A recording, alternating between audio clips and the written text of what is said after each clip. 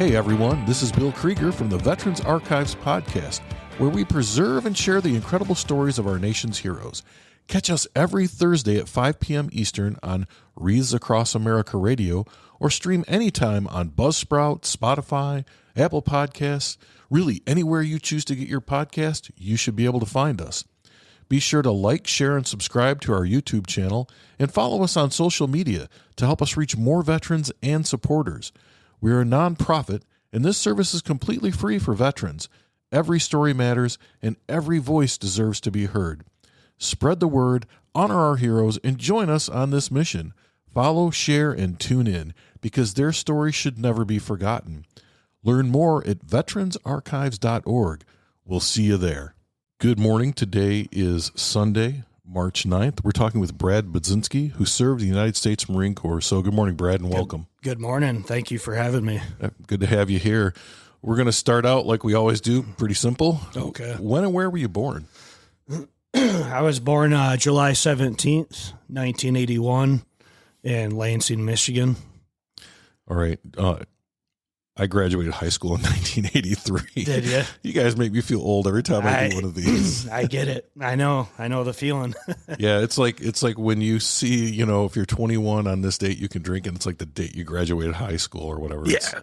Oh yeah. I experienced that all the time when I worked in the prison. I'd look at IDs and just be like, "Oh man, you're 20 years old. Yeah, you're a baby. You're a baby, and your life's ruined." Yeah, exactly. So did you grow up in Lansing then? Well, Hazlitt. Yeah. Okay. Yep. All right. Born at St. Lawrence Hospital, grew up in Hazlitt, lived throughout mid-Michigan my whole life, minus the military. Uh-huh. So. Okay. So tell me, what was it like growing up, Brad, in Hazlitt? Smaller town, one sister, 2 years younger. Uh-huh. Parents married happily, and my mom worked at a few different jobs, and she works in for the township, local township now, and my dad was a taxidermist and self-employed and landscaping. He passed a couple years ago. I worked with my dad a lot, because through the landscaping business, I wasn't really attracted to the taxidermy. I supported him and went to different shows, and he was accomplished, renowned, won state, national, and world taxidermy competitions and did seminars and all that. It just wasn't my cup of tea, but I did help him with landscaping, so I grew up doing that, mowing lawns, plowing snow. I tried some different sports, wasn't really great at anything in particular, but I enjoyed it, and I enjoyed physical fitness, and I did some martial arts. I actually practiced with the wrestling team my senior year just to get in shape for boot camp. I worked. I bought my own first truck when I was in high school. My parents co-signed for a loan. I met my wife in high school, and we've been married since 2002. Oh, so you're like this is like the American dream. Like when you read a book or watch a movie, this is what it's supposed to be like. I don't know about that. No one's life is perfect, right? But you know what? I'm very thankful for the life I have and have had, and I think military service is really good at making you reflect on that. Yeah. Well, let's talk about that a little bit. One is that I get the sense, like my dad worked in the factory, but the guy worked 7 days a week, 12 hours a day. And I got that sort of work ethic from my dad. Sure. My kids have the same damn work ethic, and sometimes they work so hard they make themselves sick. But it was just one of those things that was kind of handed down. So in the military, hard work wasn't really, that wasn't that scary to me because I'd done it. And so it sounds like it's very similar for you. So you go through school, you graduate. So what happens after graduation? So I signed up for the delayed entry program for the Marine Corps my junior year. I knew what I wanted to do. I think I knew what I wanted to do pretty young. I didn't know for sure if it would be Air Force, being a pilot. But as I got closer to that date and graduation, the drum beat continued, and I knew I wanted to serve in a combat role on the ground. So I just went infantry. And I know it's not, the most attractive job to a lot of people, but it's what I wanted to do. I wanted to be on the ground and serve my country. Well, and, I was a recruiter. I'm going to ask this question anyway, but as a recruiter, I remember anytime someone came into my office, if they wanted to be in the Marine Corps, there was no changing that like a Marine wants to be a Marine no matter what. They get stuck in their head. Yeah. Was that kind of you? Like, I'm going to be a Marine. I'm not, I think like I said, after considering some different branches and looking at them, it just spoke to me. I felt like it was like a gravitational pull. Like I was destined to do that. I mean, simply put, for a lot of reasons. Uniforms are pretty nice too. Yeah, those guys look damn good in their uniforms. I mean, no lie. You can't deny all those commercials growing up. No, not at all. But that's not what sold me. Yeah. It's just a bonus, right? It's a bonus, yeah. Absolutely. So, how long were you in delayed entry? For a year. Okay, that's a long time. It was. So I did the whole once a week, every Thursday, I think it was.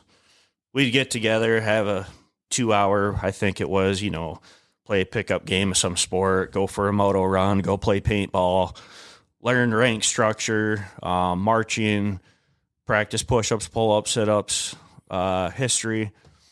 And I think it gave me a definite advantage, so I'm glad I did that. I'd highly recommend it to any person thinking about the military because it gives you that little leg up.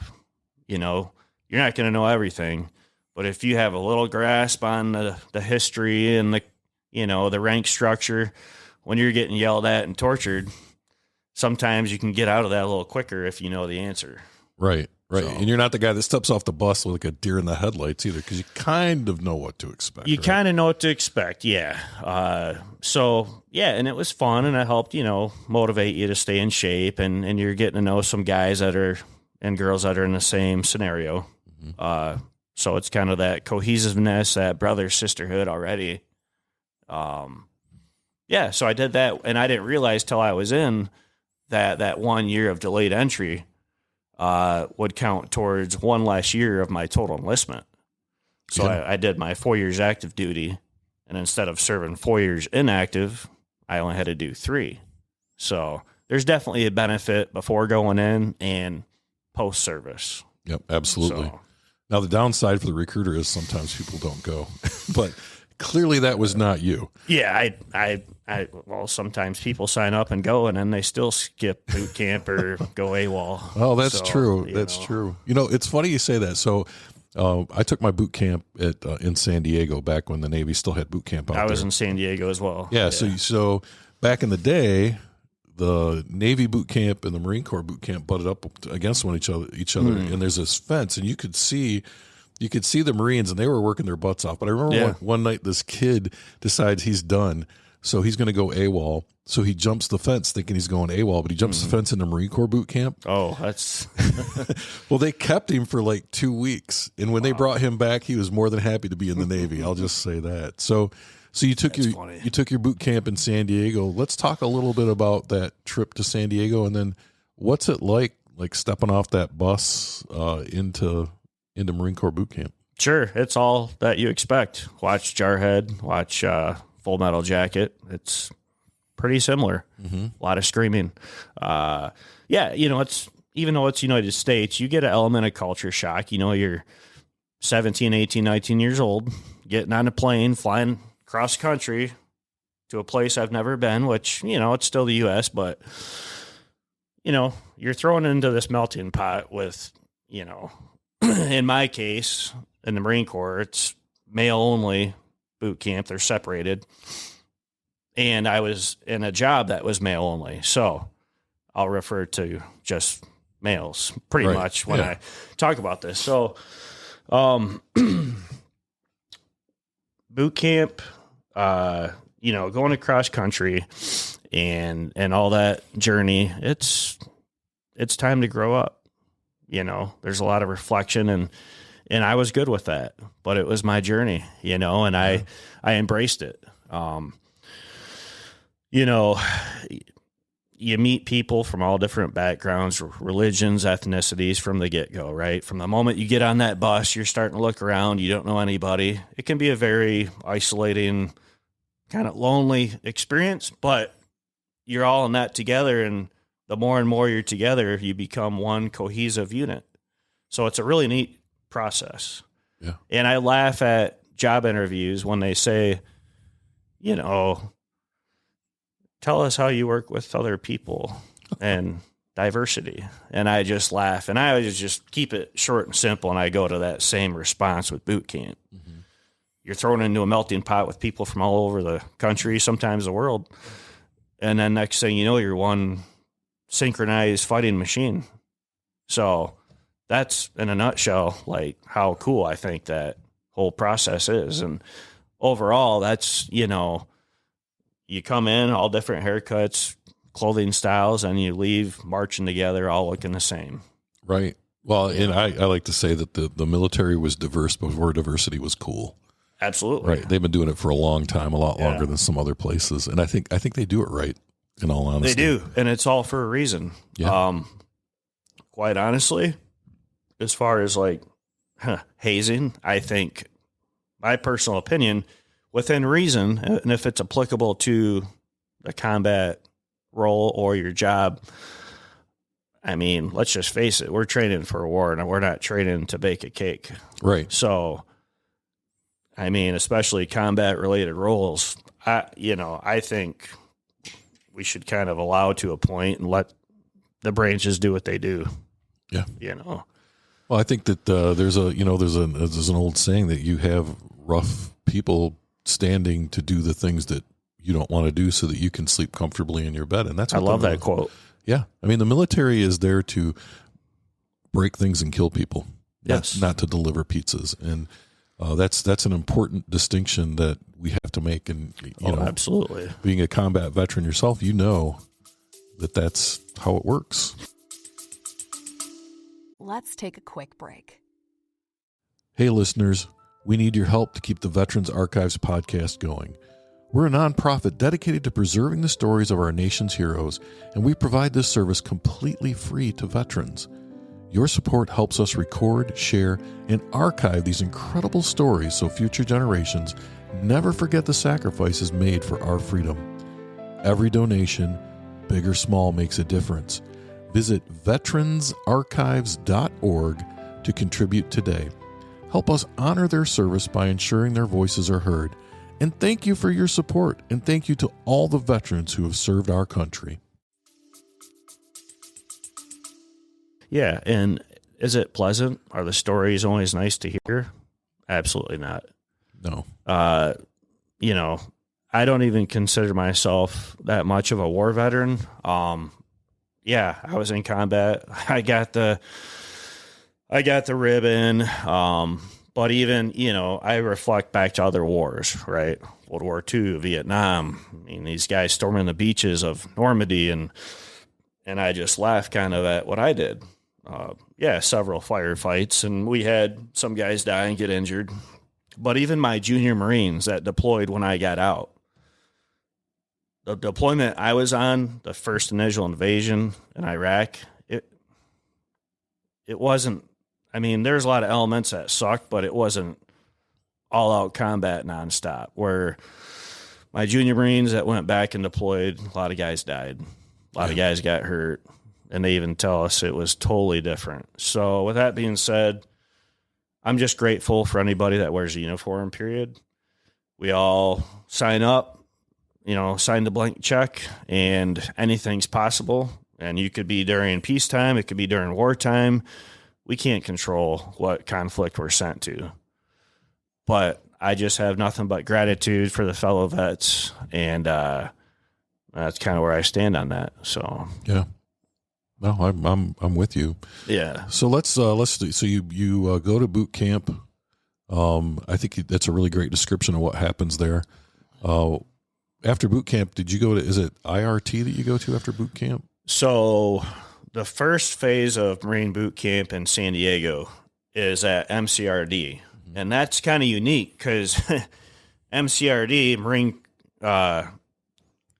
Recruit Depot. That's right next to the San Diego airport. And if you ever flew into San Diego, you'll see the boot camp, the rappel wall, the obstacle course, all that. You'll see Marines getting hazed, right? So that's always a weird feeling, you know, right when you're flying into boot camp, you look out and you see these guys thinking, oh, shit, that's me. That's by design, Brad. Yeah. And another thing I realize about this, by design, you're right by an airport. You're hearing thunderous planes take off, loud noises constantly.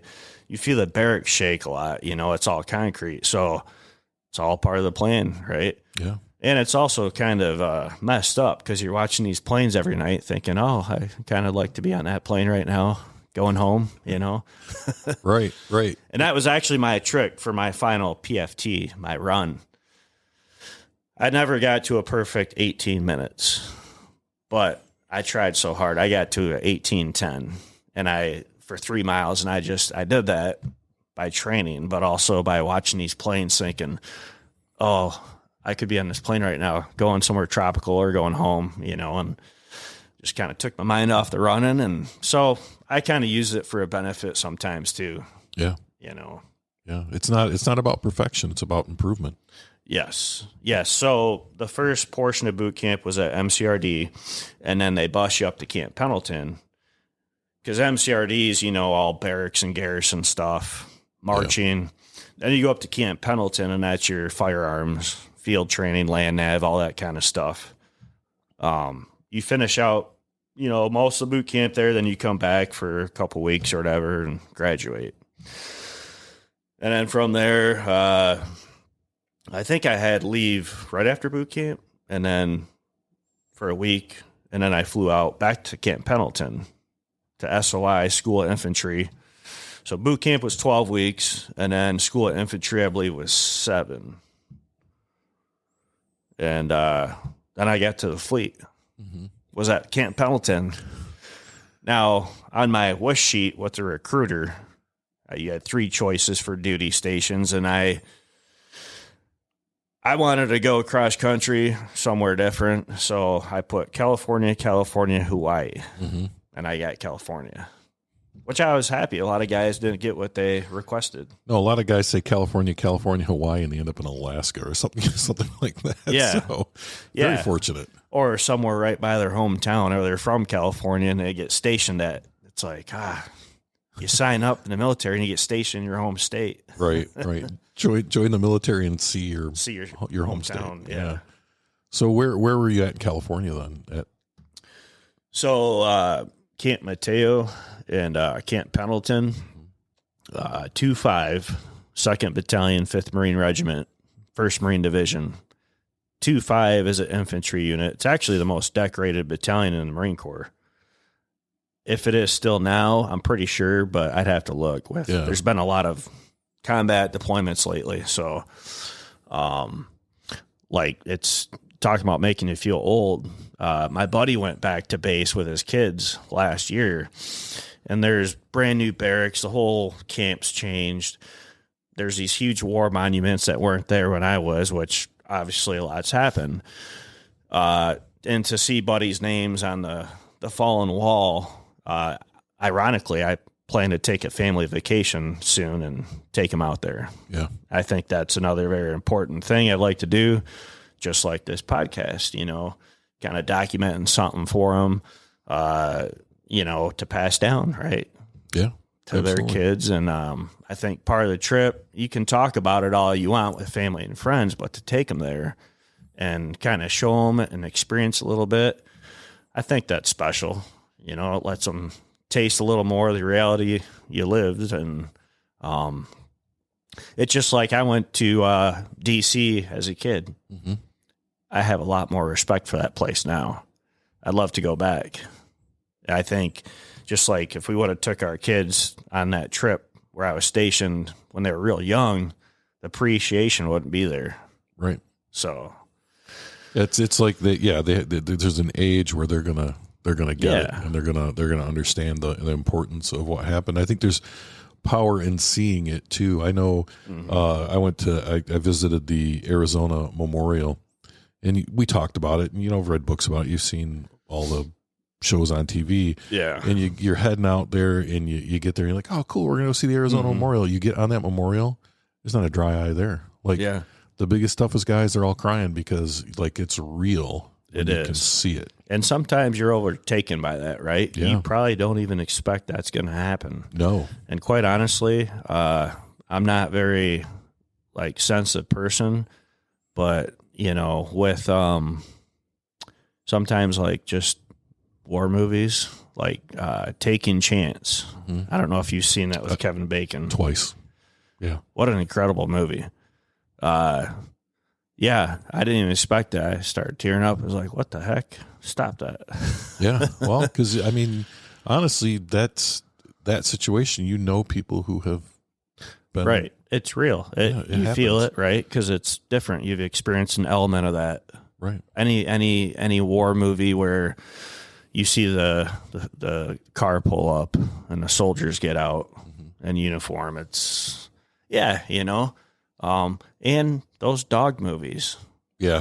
I wasn't even a dog handler, but I love dogs. And, watching those, it's like sometimes I'll feel more of a tear coming on than people I know that have passed. Yeah. I feel kind of fucked up. Well, I mean, you had two things against you. One, you were in the military, and two, you were in the infantry. And, right. I know my son and I at the holidays sometimes will say things and we're laughing and people are looking at us like we're crazy. Yeah, I get that all the time. I think people love me for that. Yeah. But sometimes I know it's not, it's inappropriate, my timing or whatever. Right. And I can pretty much kind of like try to control it, but sometimes you got to be you. Just, yeah. And that's, I don't know. I guess I'd appreciate that more if someone was totally transparent, maybe a little not right about stuff sometimes or rude comments, but at least you know what you're getting. Right. Yeah. It's completely transparent. You get what you get. So let's go back a little bit. You are, you report to your first duty station. Correct. And so you're the FNG, the fresh new guy. Yes. What's that like? Oh, more yelling, more games, but it's all for a reason. Right. And I get it. And, let's just be honest. So like your military jobs that are no matter what branch in a combat role, they shouldn't have the luxurious barracks. They shouldn't have, all the time off and no field ops, that last for more than a week. You got to be used to all this stuff. So yeah, it's definitely a fast tempo. Mm-hmm. So the way my unit worked was, I think it was basically a 1.5 year workup, a buildup of training, and then there's 2 years staggering, right? So in the infantry, you have essentially half your unit is older Marines. They've already been in for a couple years with a deployment under them. And then the next wave comes in, the senior guys get out, and that new seniority group is training up these younger Marines. So they become the squad leaders, the fire team leaders. And then your new wave of Marines, they fall in under all your riflemen, all your saw gunners typically. And then they train the young guys, and then the cycle continues. Right. So typically we would deploy to Okinawa, Japan. That was my first deployment. And then on that deployment, you get on ship and do some type of float. Well, I can back up a little bit if you'd like, but I'm sure it's kind of normal. You're painting the picture, and then you start to go ahead, Yeah, you're fine. But yeah, so back to like the workup and getting into the fleet. Yeah, there's a lot of running up the mountains in your gas mask at 2 a.m. up a steep ass hill and packing in a shower in the barracks, a dozen Marines with full mop suits on, boots, charcoal coats, pants, and the hot showers are on, and you're, singing cadence, doing jumping jacks and all these other crazy exercises. They're just breaking you off. Just pure games. But Man, I tell you, when we did deploy, even hard training, it made it seem not as bad. And you hear that all the time. I would rather train much harder. And then, like, to the point, we've had a couple Marines die in training. You know, it sucks. But you have to train to that severity. And that's why I say, a part of me, I think there's a place for hazing to a point. And you can define it how you want, but you can't train lightly and expect young men to go into combat. Right. You have to train as you fight. You do. Yeah. And so I think that's the distinction between hazing and hard training, right? Hazing to me is treating people poorly just to treat them poorly because that's how you got treated. Whereas hard training may seem like hazing to people, but there's a reason behind it. I'm doing this because of this. If you watched Band of Brothers, right? No one liked Captain Sobel. He was a dick, but he did those things, and those guys were ready for combat because of the things that he did. You're very right. And I couldn't agree more. Some of it's improper usage of the term. Yeah. And I think we get that a lot with society, right?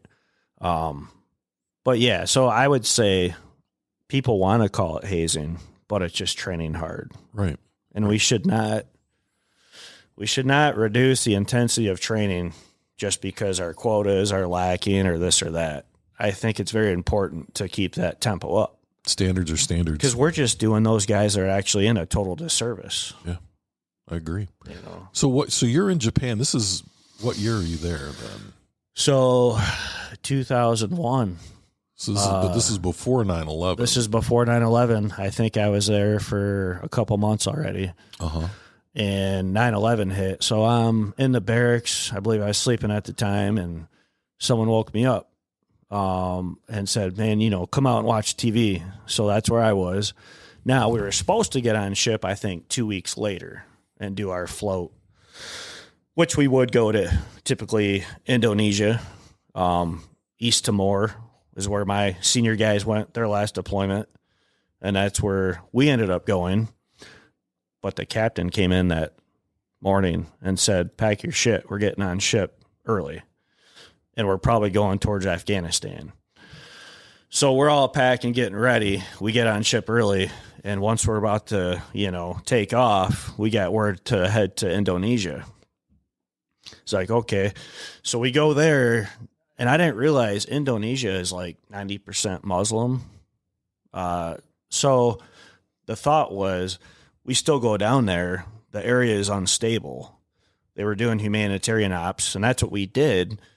But we wanted to be in the area because I thought, well, maybe there'll be some retaliation when we get into Afghanistan at various U.S. embassies, colleges. We might have to do like non-combatant evacuation operations for American citizens. So we're on standby for that. We did go in with a combat load to East Timor, and we ended up just doing, I think it was a few days of assisting like the Navy Seabees, building schools and churches, and basically just providing security. Right. We ported in Australia on the way there from Okinawa. And then when we came back, we stopped at Australia again. I think it was 2 or 3 days each way. I was a new guy, so I got blessed with guard duty, I think, on the way down. So I only got to, I think I had like a day, maybe less than that, to get off ship. But, yeah, it's all part of the fun experience, being a new guy. Now, my junior Marines in a combat deployment, they had to burn shit in a 50-gallon drum with diesel fuel. Right. So I think I got the better deal. Yeah. So for anyone listening that's not been in the military, this is a thing. I know people hear about it and they don't believe it, but basically you put human waste, shit, in a big barrel, you pour diesel fuel on it, you light it, and then someone has to stand there and stir that. Yeah. And I think that's where the term shit detail came from, to be honest. Absolutely. With you. Yeah. Yeah. And it's just kind of ironic, but, burn this shit, burn this trash, and of course you're going to have health issues. Right. But where do you put that? I mean, you have to do something. So as humans, society, we can only, learn from things, and, maybe that's not such a good idea, as all these particulates we're breathing in probably are harmful. Right. And the thing is, I think when you look back on those things, when you look back at World War I, World War II, Korea, Vietnam, and now the Gulf War, we all did things at that time that we didn't know were going to be bad. So it wasn't like somebody sat in an office and was like, let's hurt these people. It's, oh, shoot, we hurt people and we didn't mean to. Right. And, So you're coming back from Okinawa, heading back to the States then? Or you're heading back to Okinawa? Okay. So as far as being on ship. Yeah. Yeah. Okay. So Okinawa, Australia, East Timor, Australia, back to Okinawa. I think our total ship time was like a month and a half, maybe a month. Again, I was blessed to cross the equator, so I'm a shellback. Oh. And that was a surprise thing. I think the senior Marines talked about it, a little bit, but I didn't really, hearing a little bit about the stories of the whole process, 24 hours of fun. Now I think that's hazing. Yeah. Just gonna be honest. It's a lot of it's something to do, I think, to entertain people, take their minds off being in the cramped quarters. So it's this whole King Neptune, whatever. Crawl through garbage. Fire hoses spraying on you, crawl through the whole ship, the bathrooms. I mean, it's pretty gross, right? I mean, they're squirting water all over you, everything. Crawling through muck but yeah, so it was an experience. I can say I'm a shellback. I know they have coins. I'll probably get a coin someday. I'm kind of jealous because we did a North Atlantic cruise, but halfway through I got shipped off to computer school. Oh, okay. And so I got to do all the fun stuff except I didn't get to get my shellback. Gotcha. So 21 years in the military, and I'm not a shellback. I'm ashamed to say, and I'm sitting across from a Marine that got to do it. Hey, that's the thing, right? Everybody hears a different deployment, a different place someone went. I wish I could have done more. Yeah. I wish I could have done some different things, but that's life, right? Yeah. I'm thankful for what I did do, and I'm proud of what I did. I would probably say this, too. I didn't realize that the whole shellback thing, the equator, is not only practiced by the military, but also civilian vessels as well. It's kind of interesting fact. And for whatever, I can't remember the history, how this started, but it's a thing that's known by a lot of people, and they've done it. But I'd say there's a lot of people that aren't aware this is even a thing. Right. And that's what's neat. And I think even just a podcast, I'll listen to them, and you learn so much from different people. And I like the variety. But as far as military goes, I could see people thinking about going in. Man, it's a good thing to hear these different points of views and little things that you might not hear in mainstream, like movies or things like that. Right. But it's nitty gritty of life in the military. Right. And I think stuff like the shellback initiation or the blue nose or the Order of the Rock. I mean, there's 100 of them, right? Yeah. It just builds camaraderie and brotherhood and sisterhood. It does. It really does. And I think it helps people on ship from killing each other, because I saw a few fights on ship, and what do you expect? You're cramped in these quarters. I think you were stacked, what? Three high. I think it might have been even 4. It might have some been. areas. Yeah. So you have this little coffin of a sleeping space. You can't even sit up. And you lift the bottom of the mattress, and you have a little storage space, barely any, and maybe a stupid end like wall locker for every Marine's putting all their field gear. So yeah, very cramped. But what's funniest is you could imagine you go to port, right? You have a lot of Marines come back drunk, and then the ship takes off. Well, you have all these safety straps, right? Yeah. So guys, girls don't fall out. Well, I don't think anybody ever used those that I live by. And so, of course, we hit rough seas right away. Yeah. And in the middle of the night, you just hear thunk, thunk, thunk, thunk, thunk. I was like, what the hell? Oh, all these Marines are falling off their racks. So, I'm like, oh, maybe I'll put my strap up. Might be a good idea. I actually learned to sleep with my legs like shaped like a 4. So you didn't roll out of your rack. That's impressive. It's weird because I still sleep that way and my house never gets underway. So. Yeah. Well, some habits they die hard or don't die.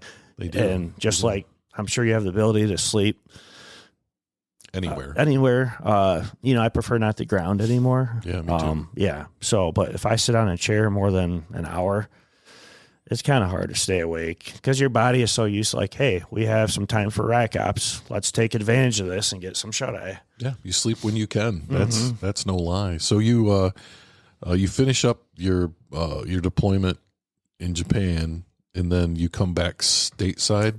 We come back stateside. I think we had a couple weeks of leave. Got to go home. So hold on, you're still dating your high school.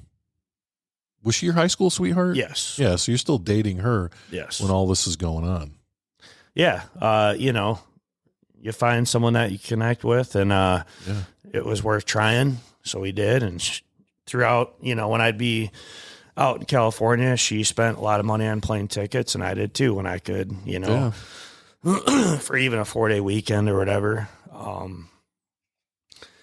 So yeah, I get back. My senior Marines get out. We're now the senior guys. Yeah. I get pushed in. So I started off as a rifleman. Then I was a saw gunner for most of my boot time. Then I get back and I'm a squad leader. So now I'm in charge of 12 Marines, 3 fire teams, sometimes attachments. You might get like a machine gun attachment or whatnot. So yeah, that was a good learning experience because, again, so a job interview, tell us about your leadership capabilities. Well, I supervised, trained, and cared for 12 Marines plus attachments. That's a pretty big responsibility, especially training, then going into a combat environment. Right. And at the age of what would have been 22, I think. Yeah. Well, think about this too. Like, look at people in the military, and to your point, the amount of responsibility that you have in your 20s. And so when you do finally get out and you go to interview for a job, and they're like, wow, you're going to be in charge of 4 people, can you handle that? You're like, are you freaking kidding me? Right. Like, and just like, well, tell us about your work ethic. Or, well, I mean, I was trained to work until I die, basically, hiking up this mountain or attacking this hill or whatever, carrying a guy. It's like, how many times I felt my heart about to explode is, And I don't want this to go unnoticed either. I mean, as a saw gunner, you're humping that thing around. Yeah, I don't even know. I don't even remember the weight of that thing, but a fully automatic small machine gun, basically. Each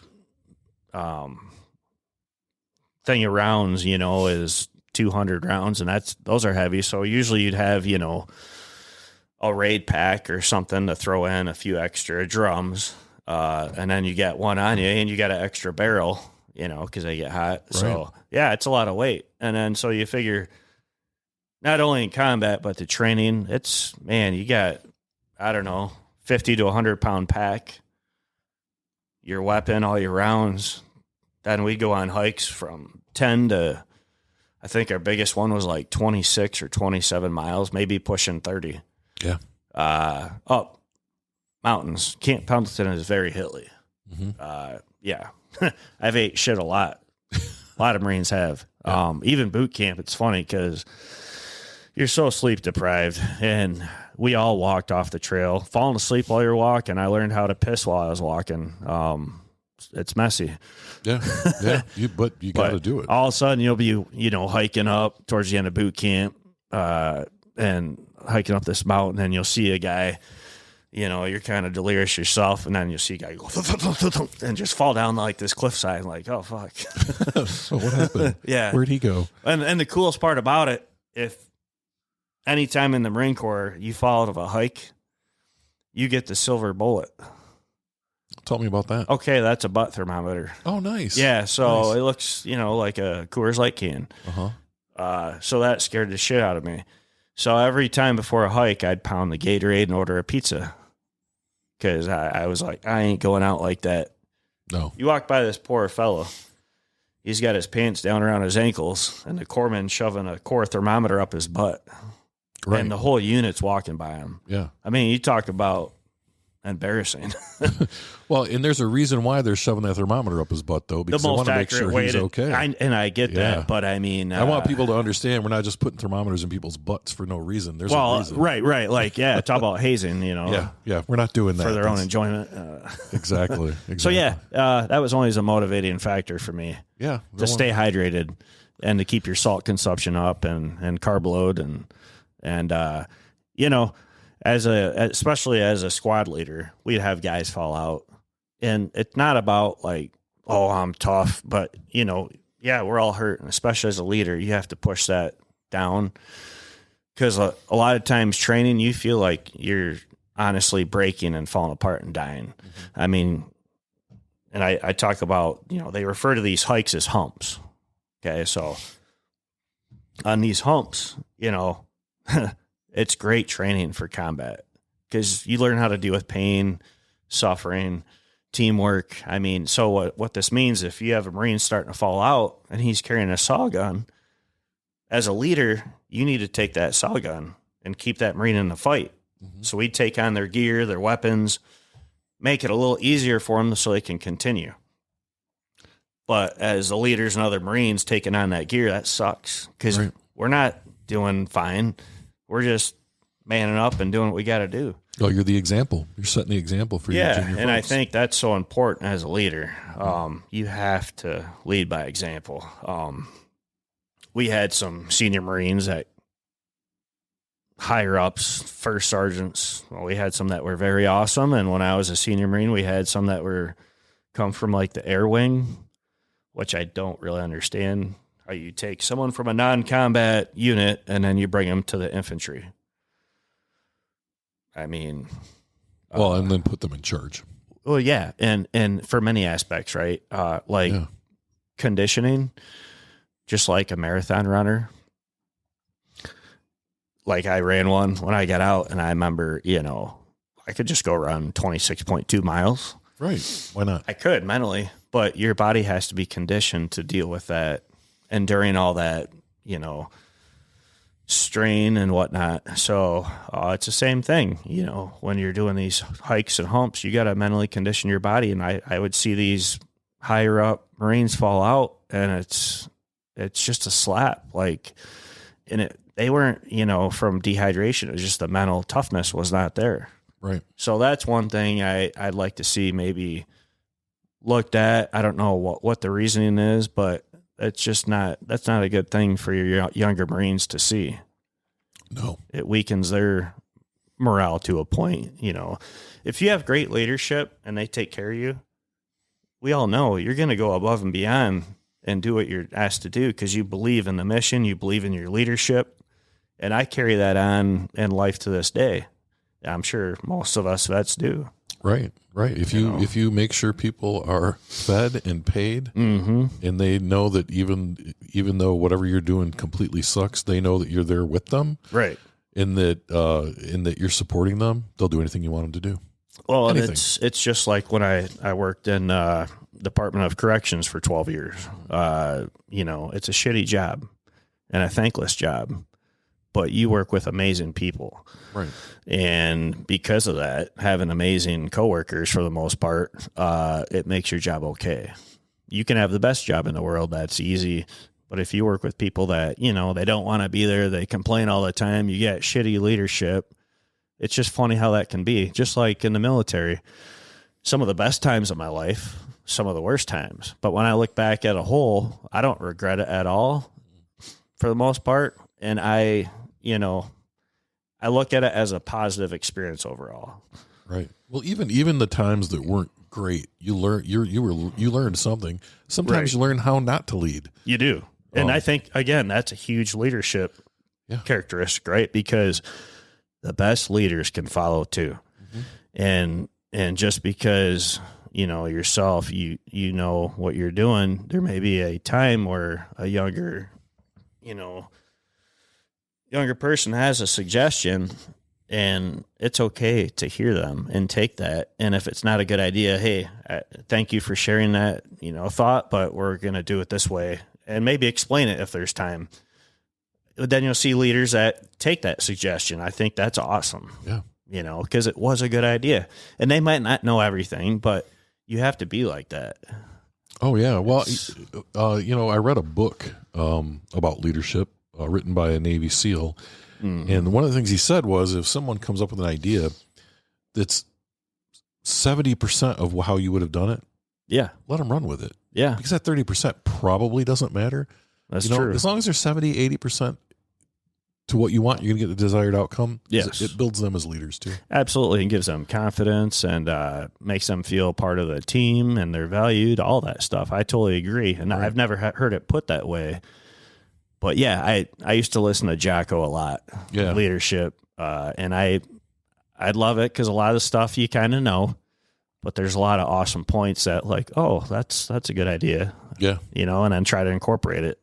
Yeah, absolutely, and I think that what he teaches in that is so very important that you have to own the whole thing, but you also own it with the people that are around you, right? And I think it's so important in life, right? Like, whether it's learning to be a leader, whether it's not making the same mistakes others have, we have to learn from each other. And you have to be open to that, because why make that same mistake? Someone has been through this before, learn from them. Right.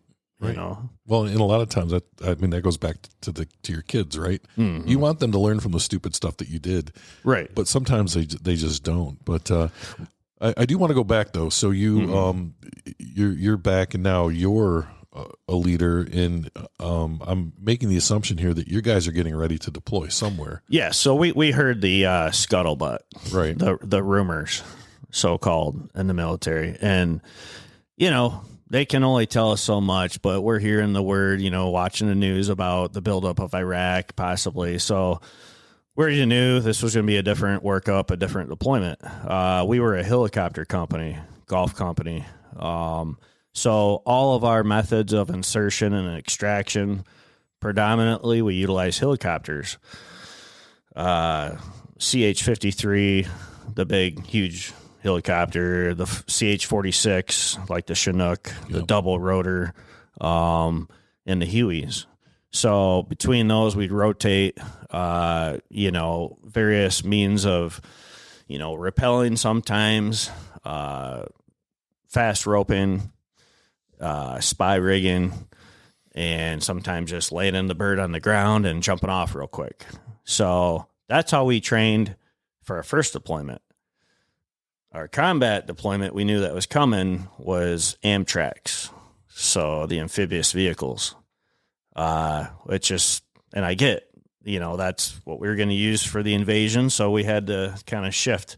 Fox Company and 2-5, they're a boat company, so that they primarily just train with inserting from water. Right. Okay. So we all kind of had to shift this new transportation method and working with, the Amtrak crews and it gave us time to kind of get to know each other and see how we can work together in a combat role. And we lived on those things, adapt and overcome. Yeah. Right? So, one of the big training things we did before deployment, we went to Victorville, California. Mm-hmm. It's an old Air Force base, or a portion of it is closed down. So it was a new thing that we went into these buildings, windows, doors, everything, and we got to break them and bust them, and full combat experience. It was the most realistic thing besides combat, because when we went there, we had, I forget, Miles gear suits. Yeah, the with laser. The laser. Uh-huh. So, and it was well orchestrated. We had OP4, we had people dressed up as civilians. I remember there was news there, and they made it as realistic as possible. And then you have a casualty, you go through the whole thing, or sometimes someone makes a bad mistake, say they're exposing themselves, they're not taking cover. One of the trainers would walk by and just shoot your Miles gear. All right, he's dead. Now what? Okay, fireman's carry, grab a litter, get them out while you're in a combat situation, you're being shot at. And man, it kind of, for a minute, you feel like it's real. Your adrenaline's going, I mean, all these different things we did. It's the conditioning, the muscle memory. So when it actually happens, and I know it's not all easy, but at least certain elements, y'all just fall into place and things a well-oiled machine, Right. And it's so true. You don't even have to think. You just go into autopilot. Right. And you have all these TTPs and all these different ways that you're going to fight. And generally speaking, none of that really survives the first shot, but you have a plan. Right. And then you can change that plan as you go along, but at least you're starting out with something. Yes. And so true. And I mean, the fog of war is real, right? And whether that's a beach landing or in the dense vegetation of Vietnam or in the desert or an urban environment. And the interesting thing about Iraq is it's very diversified. Down south, you have a lot of just open oil fields, desert. You get a lot more vegetated as you push north. And actually north of Baghdad, it's actually, I felt like Vietnam, very lush. You have rivers. I was like, and that's where we got into our most severe firefight. And that was called the bridge at Taramiya in Iraq. So basically what we did is we got to Kuwait. And we stayed there for whatever it was, 14 days, or whatever it is, a month. For acclimation. Oh yeah, well, actually, we were there for like a month plus, I think. Good Lord. Yeah, and well, you were at the beginning, though. We were at the beginning, yeah, so basically, we got to this camp and it had nothing. Right, we're living in fighting holes. Even when we got tents, that's all we really had. And we get to come into the tent and stay there for a couple of days, and then go play fuck training games, which is good and intentional, and there's a reason, but go out, dig a defensive perimeter, and maybe see a camel way out in the distance with a camel herder. Yeah. But yeah, so that was about it until we finally got word, it's go time. From that point forward, we went and staged just like Jarhead at the big berms by the oil rigs and waiting for that final word to cross over, and we did, and it was living out of an Amtrak, full mop, 4 gear, rubber boots, charcoal lined pants, top, gas mask, rubber gloves. You already have combat boots on, then you pull rubber gloves over that. Keep in mind, these Amtraks are not air conditioned. Right. And we're cram packed in there. So we're living on this Amtrak, whatever it was, a month. A lot of this, I don't have exact dates and durations, right? Because it's a blur. It's not like on my deployment I was just at a established camp with showers and all that. Time was just, it's hard to comprehend. Well, and I don't want the point to be lost either. Like when we talk about mop gear, that is your chemical biological suit, and it's basically, it reminds me of the rubber suits that wrestlers would wear so that they could make weight. Only you're in the desert. It's 120, 130 degrees. You're inside this freaking vehicle that's like an easy bake oven. You have all this crap on. You're lucky that you remember that part of it, right? Let alone how long you were doing something. And I would even add to that. So like the suit, it's kind of like maybe a Gore-Tex like suit, but it's charcoal lined. So it's not light. It's kind of crinkly and it doesn't bulky. breathe. It doesn't breathe. And then we had to tape around our seam with where our boots met our pants. Yeah. So and the hatch was buttoned up in the back of the Amtrak. I don't even remember the temperature. Obviously, there's times it was 100 out, and then inside that thing was well over 100. Yeah, so it was disgusting. I didn't take a shower. I think we didn't take a shower for over a month, month and a half. You can imagine the smells. Right. I mean, fortunately, you got nose blind, right? So you didn't know. I mean, we had to wear those suits, I think, the first few days. Yeah. And after that, like, we got to drop the gas mask and the gloves and the boots, and then we kind of just had to hang on to the suits. And then But yeah, that was an experience, I would say. I mean, so combat loads in these Amtraks, overly packed with attachments and everything. I mean, we're crammed. And the way these seats are, I think it was a seat on each edge of the Amtrak, then there's a middle seat. Right. Just like some helicopters. So the idea is you're staggered, right? So you're sitting here, basically my knee goes in between your knees, and then it's like back and forth. So you're just crammed. And I remember guys were getting so pissed off at one point that, you know, a couple of fights broke out. And it was funny because they were fighting like this. They couldn't even move their arms. They were like trying to headbutt each other. And here right next to them, they got like AT-4s and grenades. And it's like, dude, what are you doing? You know, just wait. You're eventually going to get out of here. You can beat each other's asses then. Right? Yeah. So, you know, sometimes comms is not working well. Right. And sometimes the lid up top is buttoned down. So as far as like situational awareness, fog of war type stuff, it was tough, you know. And so you're convoying up into Iraq then? We're convoying, yeah. So Regimental Combat Team 5,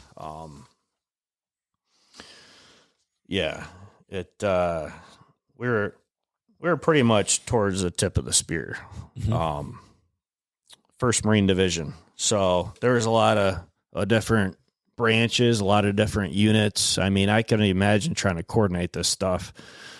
You guys got coming in, you know, parachuting in. You got all these armored vehicles coming in. You got ground troops. I mean, for the most part, we were all mechanized, but, you know, so yeah, we're essentially rolling up in a convoy of different aspects, you know, like I think we were kind of online as one big unit pushing forward for the most part. And then we got to highways, and there was times we'd all be, you know, 2 lines of military, just like you see in the movies, moving up one of Saddam's highways. Yeah. You know, then there's times you're more in dense vegetation and then you get out on foot and whatnot. But it was a lot of pushing north, you know, punching out into a town or something, digging in for the night and a perimeter, and then the next day doing it all over. Sometimes we'd be in a spot for a day, sometimes it'd be a couple days, but that was our life for a few weeks. Yeah. And it was, living out of Amtrak. I mean, I remember one time I don't know who was the genius at playing this, but we were in a landfill, and that's where we dug in our defensive perimeter for the night. So I'm digging with my E-tool, which is a little, you know, shovel. Fold-up shovel. That is great. It's multi-purpose, right? You can dig a hole, your fighting position. You can bend the shovel over and use it for one butt cheek to take a dump. Yeah. It's a pickaxe. It's a shovel. So you dig your holes. While I'm digging in this trash, I'm seeing used needles. I'm seeing dead bodies. You know, it's stray dogs coming up to you. I remember the first couple of dead Iraqis I saw, they were on the ground. They looked like they were some part of a military unit. I think one had civilian clothes on and the other had remnants of a Republican Guard uniform. But they were there for a couple of days. I think rigor mortis was set in. Well, these dogs, I look at these dogs, right, and they're playing out in the field with something like, what the heck? Well, it's got this guy's intestines, and he strung it out. This dog ran away and strung it out, playing with intestines, flopping up in the air, probably 100 feet away. Oh, my God. And that was, I mean, besides funerals and whatnot, that was my, you know, first, like, experience. Seeing a dead body, like, it was kind of fucked up, kind of funny. Right, well, yeah. But I don't know. It's part of the experience, right? You're young. I walked up to these dead guys, and I just kicked them with my boot, like, you know. Yeah, so that's what it is, though. I mean, what are you going to do? It's part life. You can't afford to look at it any differently, and quite honestly, afterwards, it's a lot easier to not look at it any differently. So yeah, it was a lot of pushing north, coordinating with other units, leapfrogging, sporadic firefights, pretty small for the most part. It's a lot of like pop shots, and you know this is another thing that's tough is. Conventional warfare, unit on unit, uniformed, vehicles identified. that's a different beast. Right. This is asymmetric, and you don't. This know is who the asymmetric guerrilla warfare. These guys, it's kind of like Saddam. Hey, you're going to stand your post, or I'm going to kill your family, or whatever kind of thing he had. A lot of these guys would abandon. There's a lot of guys just giving up at first. Right. But then you get up further north, and there's guys, that would pretty much strip their uniform off, be in civilian clothes, take a few pop shots, drop the weapon, walk away. And how do you combat that? And you got to be mindful. You can't just, can't just be shooting civilians. Yeah, weapons free. You're not just shooting anybody. Right. Now, obviously, if they're a threat of any sort, a child, a woman, a man, I mean, it's a different story. But it's very, you constantly are thinking and evaluating, target, civilian. It's a tough thing to combat. And I think, that was pretty much what we experienced until we got north of Baghdad. And I remember we were on the side of one of those highways, punched out, taking a break, whatever, eating chow, eating lunch. And I heard a lot of chatter on the radio, yelling and stuff. And first platoon went to reconnaissance a bridge crossing because we had to, I guess, punch over this river. And they got ambushed. Now, this was by a Syrian unit. And because we found out when we were withdrawing, looking at the IDs, they were all Syrians. Mm-hmm. And they were all dressed in black, full-body pajamas. So kind of not what you expect fighting in Iraq, right? At least as a young Marine. Now we reflect and we see what's all happened. And, there's a lot of movement in the Middle East of different countries supporting ISIS and whatnot. But yeah, so we got the word first platoon got ambushed and, a few guys got shot and whatnot. One of the Amtraks took a RPG right in the driver's turret area, and I think he got out with injuries. But we get there, and again, it's just like the movies. We pull up in an armored vehicle, the hatch goes down. I was the first one out. I couldn't really see much. The fog of war is real, right? I knew first platoon was ambushed and under attack, but I couldn't hear nothing on the radio. It was just screaming pretty much. Yeah. I mean, I wish it was clear and concise like the movies, but a lot of times it's just chaos. And you talk about just things blowing up and smoke and people screaming. And the guys that were there on the ground, as soon as that hatch dropped, I run out and I couldn't really tell where the enemy was, right? Because there's a building over here. Guys are shooting in the bushes over here. So it's like a 3-dimensional 360, environment. It's not just this building we're taking fire from. Yeah. So first platoon, Timothy Tardif, he got shot. I don't remember all the details. Another guy, Gardner, got shot. Tardif was a squad leader at the time. This is a pretty cool story because there's a book written on it. It's called Marco Martinez is the author. It's called Hardcore, like Marine Corps, CORPS, From Gangster to Marine Hero. And he was actually involved in gangs growing up. But he ended up getting a Navy Cross, I think it was, for his actions that day. So his squad leader got shot, and another guy was shot, and they were taking fire from this 2-story building. Well, pretty much Marco Martinez, before we got there, assaulted this building. He had problems with his M16, was jamming. I think he threw that down, grabbed an AK off a dead guy he shot, stormed this building, got up, chucked a couple of grenades in this building, ran in, and shot everybody that was left. Suppressed that, took care of that building so we could start getting a helicopter in, getting some of these guys casevaced. And, yeah, pretty incredible. Yeah, I think he was the first Hispanic Marine or service member to be awarded the Navy Cross since Vietnam, if I'm correct. Wow. But this book he wrote, he was in my same unit. He was first platoon, I was second. So I found that even reading that book, I really got into reading military books because you can relate. And I think it wasn't right away, but maybe like 10 years after I got out, it was an element of like, it was soothing and it was relatable, and because you're not with these guys anymore. Right. So there's stories. But the cool thing about reading Marco Martinez's book is he talked about from when he first got in, which was when I got in, the same time, the same unit, and I refer to that as golf company. Again, he was first, I was second platoon.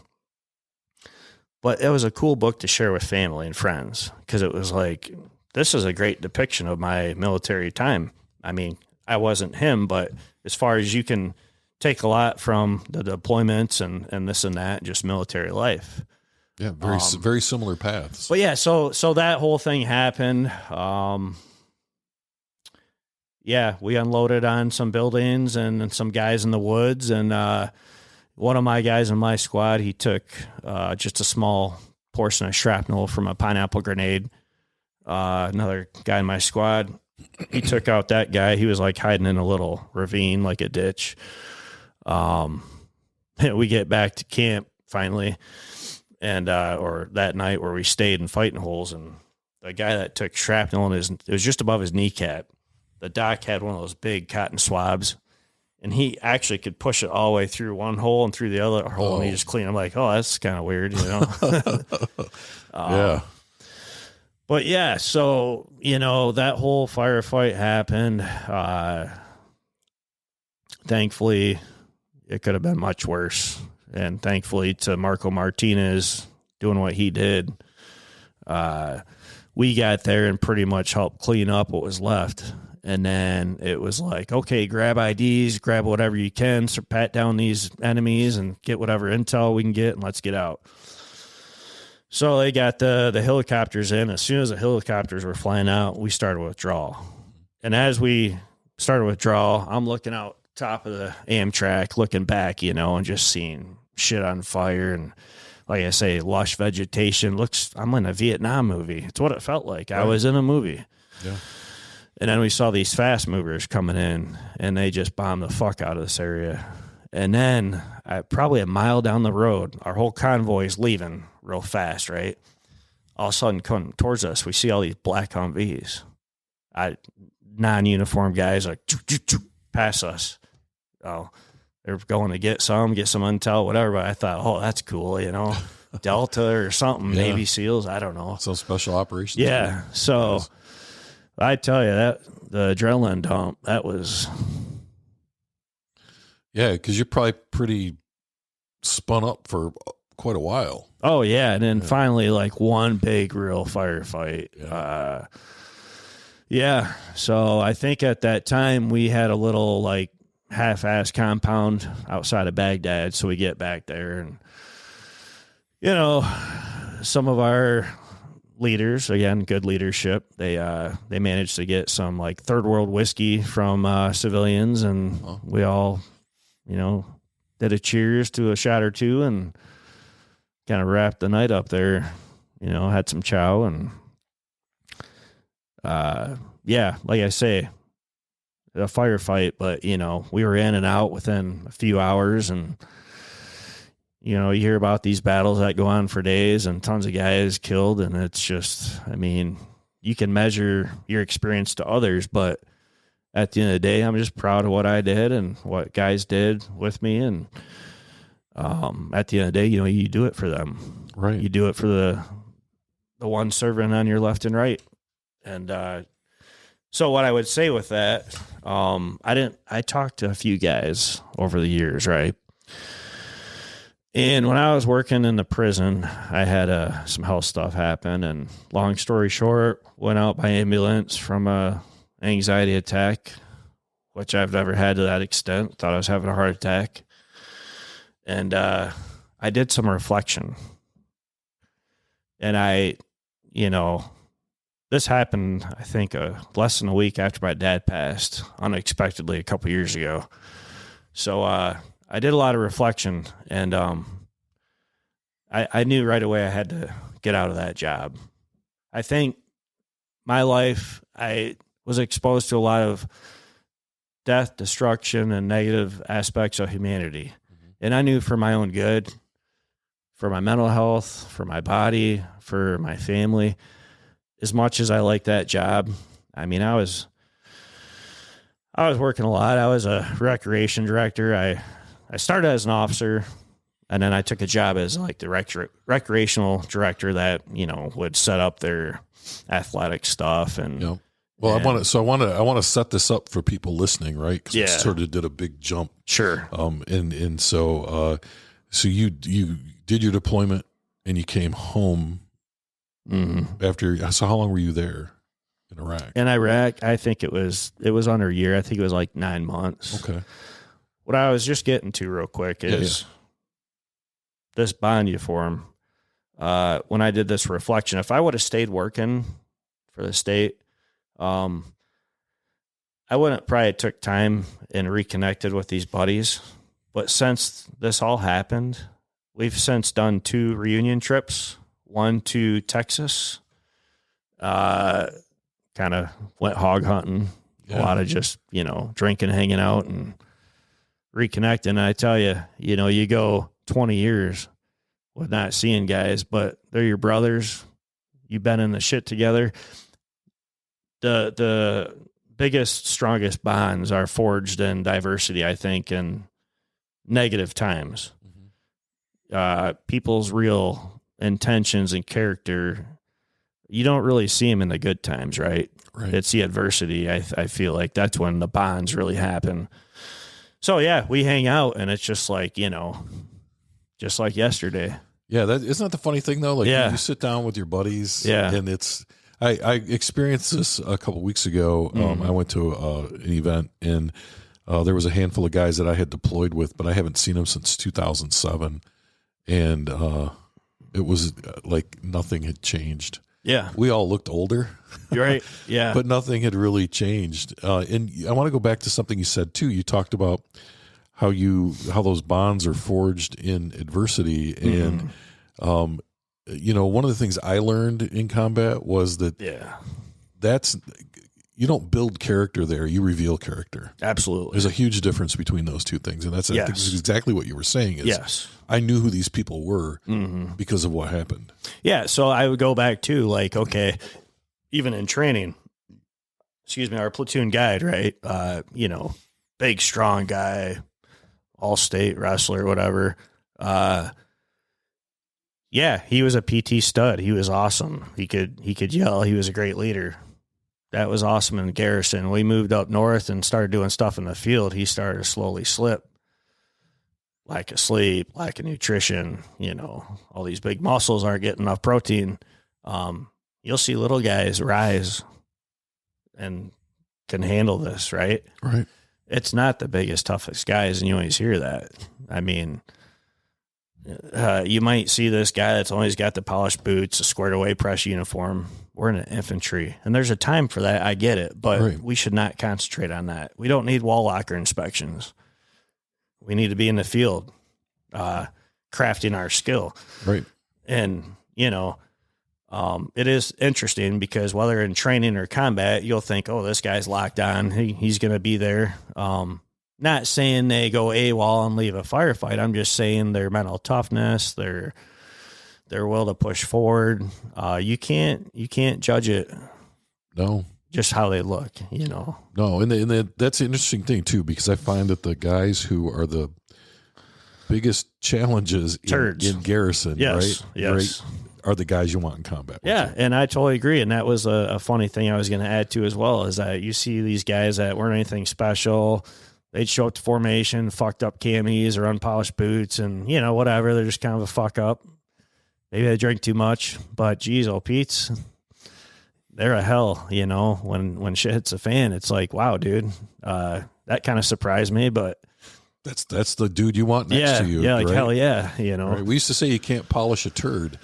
You know, you can make it glisten sometimes, but it's still a turd. Right. Yeah. And you're not going to be able to count on this guy in garrison. He's going to get you in trouble every time. Right. But not when you're in combat. Right. And that's important because you don't just dump people off because of how they act in garrison. You really have to kind of look at that whole person. You do, and you can't give up on anybody. Right. You got to keep working on them. And we all had an experience, I think, where, hey, there's kind of this turd, and guess what, bud? You're in charge of this guy. Oh, thank you. But a lot of these guys can be turned around. You show them you care, and sometimes they're a lost cause. And that, I mean, you try to save the ones you can, or, whether it's remotivating them, taking some extra time to train them on a weapon system. Some guys need a little more attention. Well, and I think those lessons translate into your civilian life as well. Oh, absolutely. Right? So you served 4 years then total in the Marine Corps? 4 years active duty. Okay. Yeah. And then did you come back to Michigan when you got out? Yeah. So, my wife and I rented a U-Haul truck and a car trailer, and we drove back home. Any kids at this point? No. Okay. All nope. Right. So it's just you and her. Aren't those like the most beautiful times though? Like when you are. Think about that early part of your marriage. And I love my kids, but you think about the time. Yeah.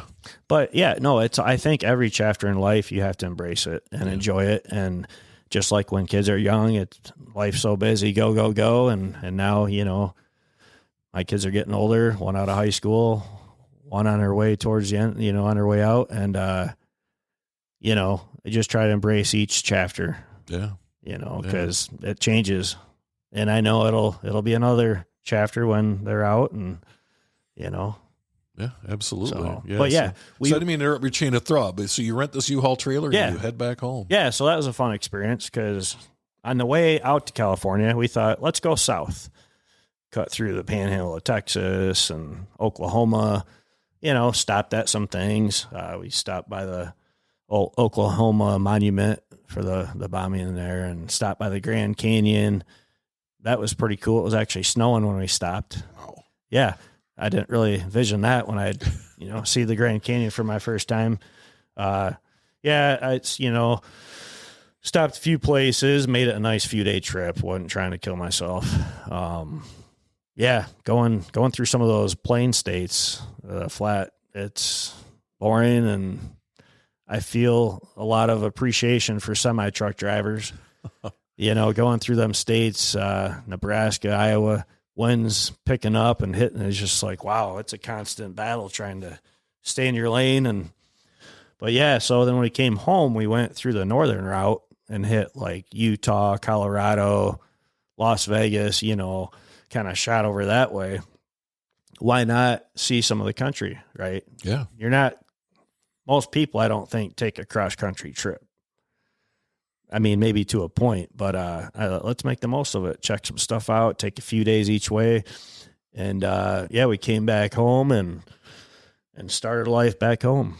Like I said, I've lived throughout mid-Michigan. I did commercial construction when I first got out for about 5 years. And it was a good job. I had a pension, but it takes a toll on your body. And my body's been through a lot, especially mainly because of the Marine Corps. No regrets. Right. But how do you expect it not? It's a lot of weight, a lot of pounding, on your knees, on your back. I thought, geez. And here I am pouring concrete and jackhammering. I wake up in the morning, I can't even stand up, or my hands are locked up. Like, I got to look at something different. So I wanted to break from that military structure and wearing a uniform and all that. And like, wow, the state's hiring, COs. So I applied, interviewed, then they put a pause on hiring. So about 2 years later, I get a call, and then I transitioned to the state as a corrections officer. Tough job, thankless job. Yeah. I was proud of what I did, though. I try to work hard and do my best at everything I did. I was on the emergency response team, which is like their SWAT team. I did that for a few years. Best training they have. It was fun. Yeah. I helped with a security threat group, STG group for like gangs and stuff. And I volunteered and did a lot of stuff. I helped Special Olympics. I raised thousands of dollars. I was selected to run on the whole, it's called the Central Route for Special Olympics in Michigan. So what they do And I know a lot of people are kind of aware of these runs and polar plunges. Yeah. I've done the polar plunge a couple times too. That was fun. Honestly, when you jump in ice cold water, it just burns. Yeah. It's not even cold for a while. All a good cause, but it was kind of neat because you get 3 big RVs, right? State police make up an RV, Department of Corrections make up an RV, and then local law enforcement. So basically, however each department wants to select their people, they select people from throughout their department, and they make this team. So going back to the military, I didn't know any of these people. I was thrown on an RV, and we're driving from Lansing, Michigan, up to Copper Harbor, right? And then so you get on this RV with people you don't know, and you're just living with them. Good luck. Yeah, and I did fine. Yeah. I mean, yeah, it's awkward a little bit, but you just, if it's something you've done, I mean, it wasn't that hard for me. So it was pretty cool. Before the run, I raised, like I say, through selling T-shirts and whatnot and different raffle tickets we did. I think personally I raised like $5,000 or $6,000 for Special Olympics. Then going on this route raises money, and you have all these small community runs during the same run week. So whether it's like Mount Pleasant, Lansing, Jackson, wherever, Traverse City, they'll have these community runs. It's like, I don't know, a few mile run, 5K. And, you get a T-shirt, you go do it. It's not timed. You just run together as a unit. Usually local cops come in or firefighters, and they have a flag. And if a few of those we timed, right? So as we're running across state from Calumet all the way down to Detroit to Belle Isle, raising awareness, we're carrying the torch the whole time. So the setup of these RVs is they leapfrog each other. So whatever, we had like 8 people on each RV. You rotate through the RV running, and that's like, 4 or 5 hours of running that RV. Then the next RV that just got done, they'll pass forward and they'll go stay at a hotel for like 4 or 5 hours. Not a whole night's sleep. You're right. Just enough to take a shower, lay in the bed, and then you're getting up and you're going to meet to do your next run. So we did that for a week straight. Made it all the way down to Belle Isle. So yeah, I did that with the department. I feel like I did a lot. Did a lot of good, a lot of fundraisers for staff members going through tough times. Yeah, I mean, I made the most of it. Like I said, it's a more of a thankless job, but I was proud of what I did and the time I had. I just knew it's time to make a change, and I'm not really in that line of work anymore. I occasionally do a little side work, construction stuff, but kind of just still on my journey, trying to figure out what's next. No, I hear you. So I want to talk a little bit about your family, if that's okay. Sure. You have 2 daughters then? I have 1 son and 1 daughter. Oh, 1 son and 1 daughter. All right. So tell me some things. So is your son your oldest? He's my oldest. Yep. Okay. He's 2 years older than my daughter. Yeah. Tell me a little bit about him. He's amazing. He's going to local college right now. He kind of switched his mind on, a major, which we all do. He's a kid. He's a kid. And yeah, so we'll see what he decides to do.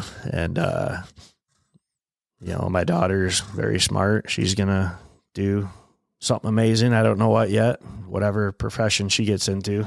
Yeah. What about your wife? When you think about her, what's something that pops into your head? Oh, she's been a rock my whole life. Yeah. We've been through, I feel like, the gauntlet together. If you can survive a long-term relationship, a combat deployment or a couple deployments, obviously we all go through stuff through the years, ourselves, each other, family, sickness, death. Yeah, she's an amazing woman and happily married. That's great. And now how long have you been married? Got married in 2002, and it's 23 years. Yeah, just about. Yeah.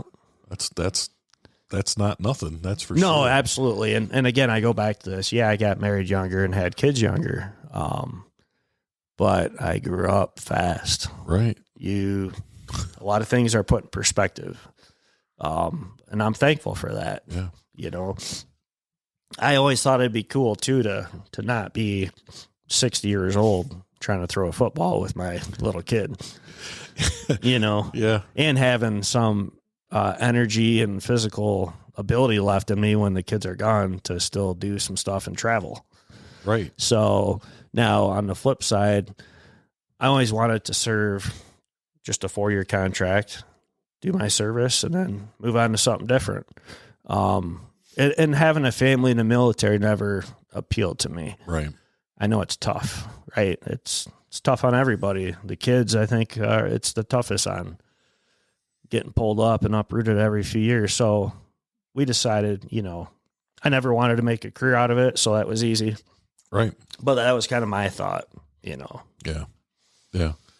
And so if you want to, I want to talk a little bit about your exiting the Sure. Department of Corrections. So you talked about this a little bit earlier, and I kind of sidetracked you because I kind of wanted to get the whole story. Mm-hmm. So you were at work and you had a panic attack, basically, or Yeah. So obviously, there's elements of the military to this day of serving that you live with, right? Right. And I'm fine with that. I think it's a combination of long-term exposure to tough work, and then lose my dad, and then I was the only one that did my job. Yeah, I could have took a whole week off or whatever, but I came back a couple of days after, and it was too soon. But here I am. I'm trying to keep up in my job. That's my work ethic, right? Yeah. I knew I needed to get there because things would fall apart. And I was working overtime as an officer still. So I would typically do like 12-hour days. I wasn't doing a full 16, which a lot of officers do, and that's tough life.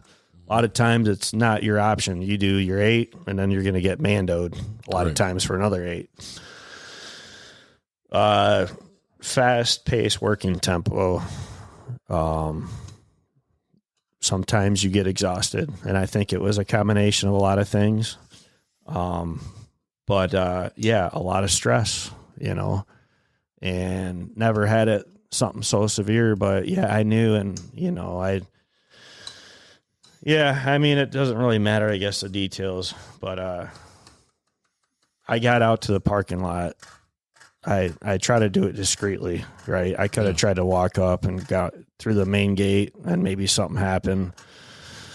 I could have called and asked for an ambulance, but I called and asked if maintenance would come get me in one of their gators and just take me through the Sally Port, and I was going to hopefully be fine and go home and just take another couple days, right?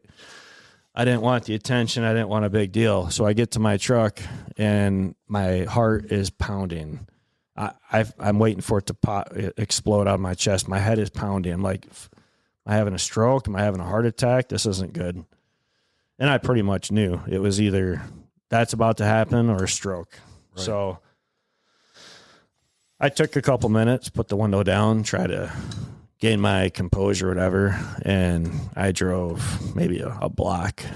And the state police post in Jackson is right by the prison, so I thought, well, I'm going to pull over here. My first thought is I don't want to hurt anybody in case something happens medically. And obviously I care to live. So I pull over, call my wife. I'm like, hey, I'm feeling this way. This is where I'm at. I think I need to go to the hospital. She's like, I'm calling 911. So she's checking out at Dick's Sporting Goods, buying something for the kids. And I felt so bad as I hear these details, you know, she's like getting this phone call, but called 911 and ambulance came and got me. And that's when, you know, I'm in the ER and machine's going off for hours and just waiting. Like, I tell my wife, she's like, do you want me to go? I said,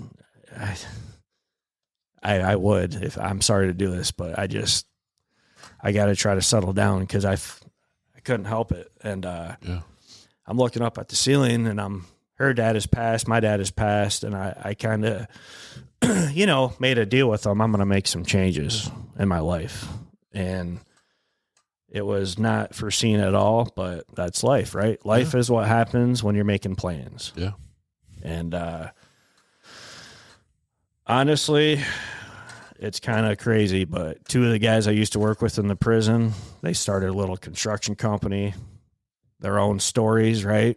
Yeah. And my one buddy was hounding me, hey, come work with us a little bit. So every once in a while, I'll help them build a deck or something, and man, they were both in the Marine Corps too.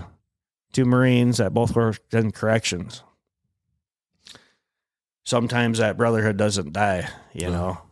So I feel like I'm in a pretty good place right now. And, you just make the most of what you're dealt. Yeah. Well, you have to do what you have to do to take care of yourself and your family. Absolutely. And that's number one. Yeah. That is number one. Yeah. And I felt like I did that, and I'm going to continue to do that. And that's why I'm here today. I saw an episode on the local news channel, and I had no idea. And I thought, what a great gift, right? Mm-hmm. Something to give your family, maybe maybe someone can learn something that listens to this. Maybe not. Maybe they'll think I'm an idiot. I don't know. Well, I've lived long enough to know that some people are going to think I'm an idiot, and some people. Yeah, and it really doesn't matter. No, it doesn't. Because I feel like if you can put out some good in the world, that's my main mission. Right. I mean, you can call it a sheepdog, you can call it a caring person, whatever, but I feel my cup is full when I help other people. And so. Well, that's why we do what we do. And I get it. And I think it's an amazing thing. And maybe when you're ready to give this up, I'd be interested. Well, I turn 60 next month, so maybe we should talk. There's a lot of work going on here. I'm sure. Well, it's been great talking with you, Brad. It's been great getting to know you and really learn about your life. This is the part that I get something out of. Sure. Is talking with other veterans. Before we go, I got to ask the one question though that I ask everyone. So when someone's listening to this story years from now, and you and I aren't here on this planet, what message do you want for them to take from your life? Well, I'd probably say ultimately again, put out good in this world, and not that you'll expect it back, but surround yourself with good people and people that will push you to be your best. And I think things fall into place. In general, I'd say that's how I kind of view life. And what I would suggest, if you go looking for a fight or you go looking for something, you're going to find it. You look for confrontation. You look for an argument. What do you expect? Right. So that's probably what I'd pass on. Okay.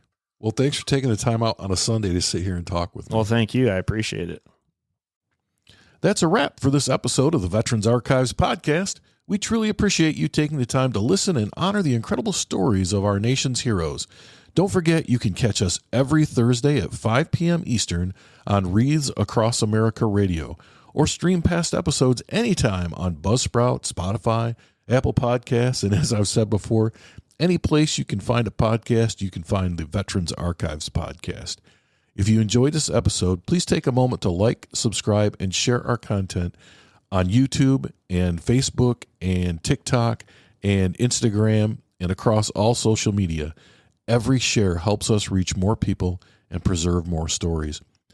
The Veterans Archives podcast is a nonprofit initiative, and our mission is simple: to give veterans a voice and ensure their stories are never forgotten.